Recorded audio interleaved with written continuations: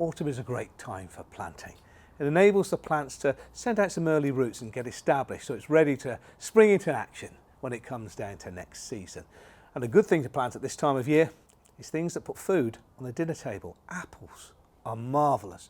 And it's not just about the apples themselves, it's also about the spectacular spring blossom. And of course the birds love apple trees.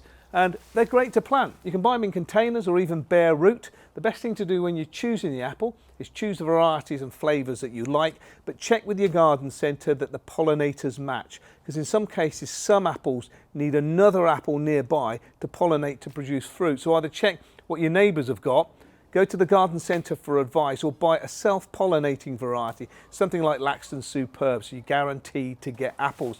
And it's not just apples, you can also plant plums and pears as well. Plus, very, very popular now in gardens in sheltered spots, the fig.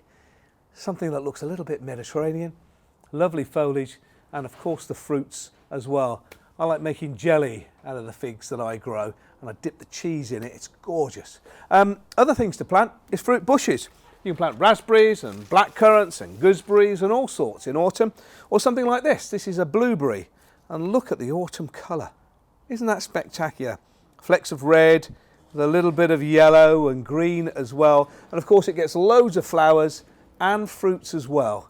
Just imagine it, picking blueberries fresh, dropping them into the yoghurt. Delicious.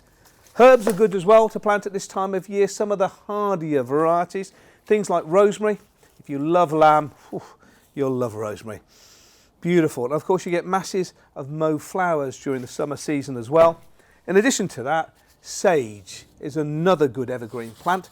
You can buy them that are slightly golden in foliage, like this one here. There's a purple variety and the traditional green as well. Lovely for pastas or for stuffing as well. Gorgeous.